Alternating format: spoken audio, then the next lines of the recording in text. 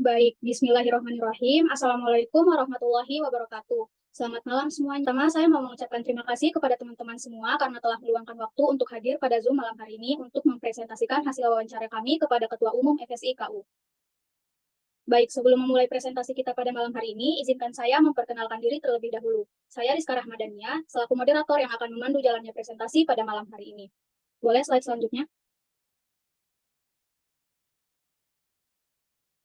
Baik, adapun pembahasan yang akan dibahas pada presentasi malam hari ini yaitu yang pertama ada sejarah FSI KU, yang kedua struktur kepengurusan, yang ketiga program kerja FSI KU, yang keempat non-proker FSI KU, yang kelima faktor pendukung, yang keenam faktor penghambat, ketujuh dokumentasi, dan kedelapan kesimpulan. Slide selanjutnya. Baik, sebelum memasuki materi pertama, izinkan saya menjelaskan sedikit terkait apa sih Anjang Sana itu. Anjang Sana merupakan kegiatan silaturahmi yang akan dilakukan oleh setiap orang. Namun, jika dilihat dalam lingkungan kampus, Anjang Sana merupakan kegiatan silaturahmi yang dilakukan oleh mahasiswa satu dengan mahasiswa lainnya. Contohnya, pada presentasi kali ini, kelompok kami telah melakukan silaturahmi ke salah satu ormawa, yaitu komunitas mahasiswa muslim di FBS UNJ. Selain itu, Anjang Sana juga berfungsi sebagai sarana untuk menjaga silaturahmi dan memperkuat rasa saling memiliki di lingkungan kampus. Slide selanjutnya. Baik, slide selanjutnya akan dijelaskan oleh rekan saya. Kepada Vicky, dipersilahkan. Terima kasih. Baik, terima kasih Rizka. Untuk selanjutnya adalah sejarah FSIKU. FSIKU atau Forum Studi Islam Khidmatul Ummah Fakultas Bahasa dan Seni UNJ diresmikan pada tanggal 27 Syawal 1423 Hijriah atau 27 Januari pada 2023. FSIKU merupakan sebuah organisasi yang berbasis keislaman yang ada di UNJ.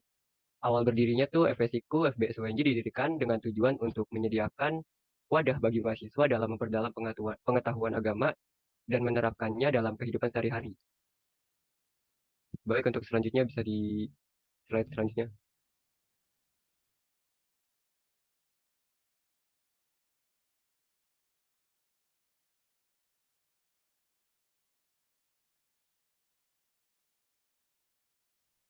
Baik, untuk selanjutnya itu ada struktur kepengurusan BPHI.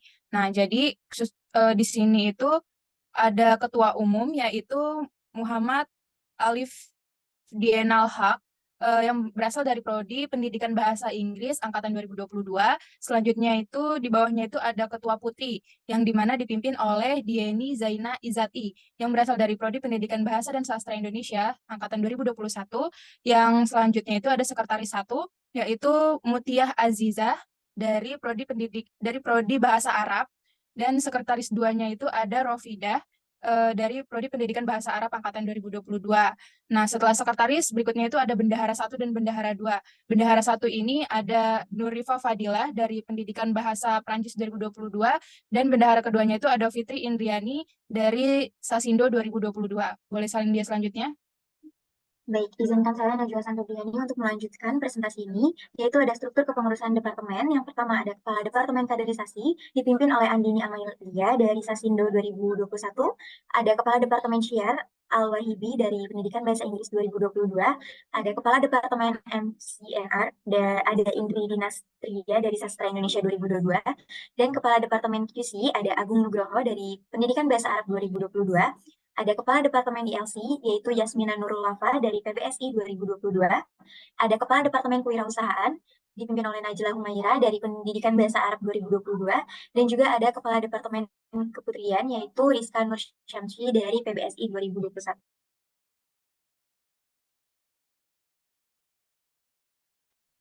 Baik, untuk selanjutnya izinkan saya untuk menyampaikan materi berikutnya, yaitu mengenai program kerja yang dilakukan oleh FSI KU FBS. Yang pertama yaitu dilakukan oleh Ketua Umum, yaitu terdapat supervisi Ikhwan, yang kedua ngopi FBS, dan yang ketiga kebijakan Ikhwan.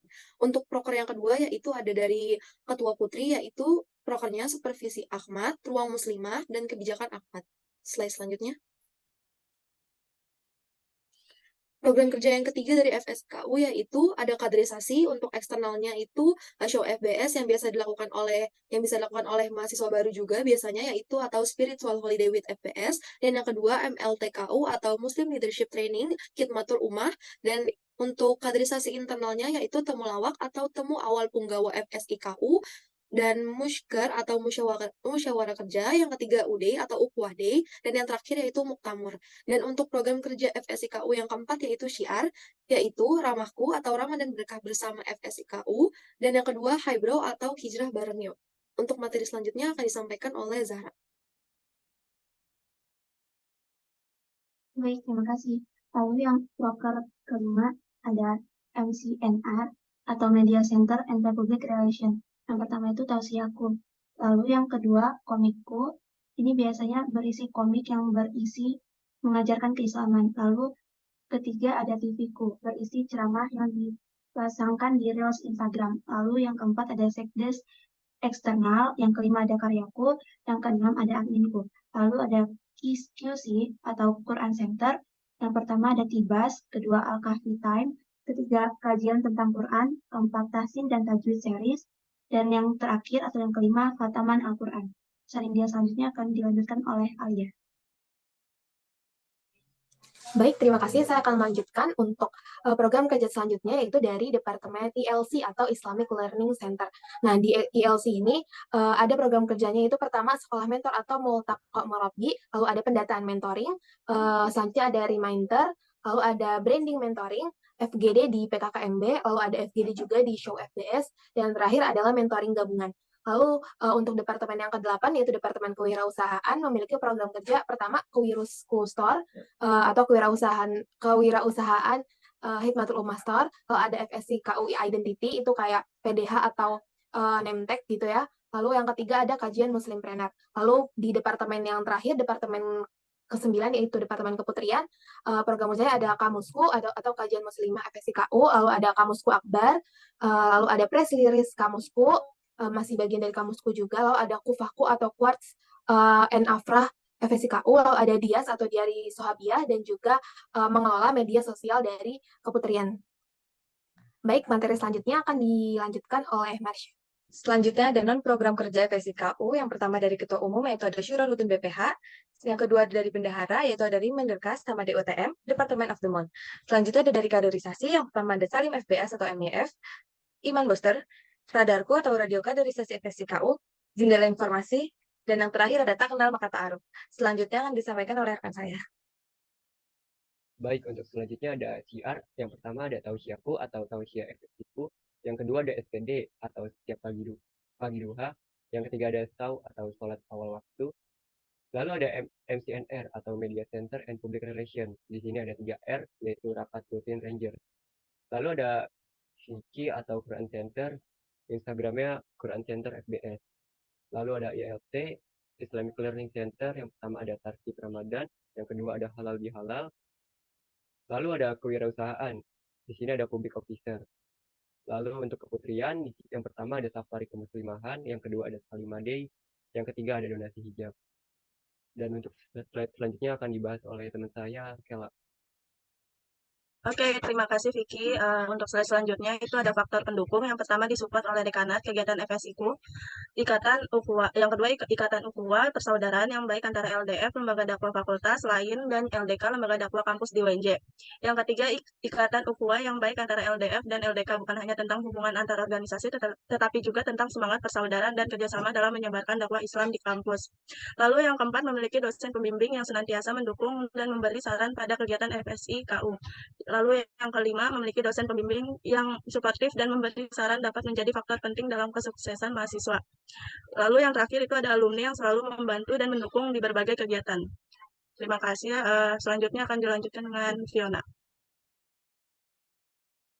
Baik, terima kasih Kela. Tentu saja selain faktor pendukung, ada faktor penghambat, terutama dalam kepengurusan suatu organisasi. Menurut narasumber kami, terdapat dua faktor, yaitu faktor eksternal dan faktor internal. Faktor eksternal yang ada itu pertama, keadaan kampus yang belum stabil karena masih ada dalam masa pembangunan. Sedangkan untuk faktor internalnya sendiri, banyaknya anggota yang memiliki aktivitas di luar FSIKU. Kemudian kurangnya rasa tanggung jawab dalam menjalankan amanah di FSIKU, serta syiar Islam FSIKU yang belum menyeluruh dan menyentuh tiap prodi di FBS. Kesimpulannya, FSIKU merupakan forum studi Islam Khidmatul Ummah Fakultas Bahasa dan Seni dan Universitas Negeri Jakarta. bertujuan untuk mengembangkan potensi mahasiswa dan syiar Islam. Meskipun didukung oleh dekanat, ikatan ukhuwah yang kuat, dosen pembimbing, dan partisipasi alumni, FSIKU masih dihadapkan pada hambatan eksternal dan internal seperti kondisi kampus yang belum stabil, tingginya aktivitas anggota di luar organisasi, kurangnya tanggung jawab, dan penyebaran syiar Islam yang belum merata di FBS. Berikut adalah dokumentasi yang dilakukan secara luring dengan Ketua FSIKU saat ini, yaitu Muhammad Alif Dienal Haq.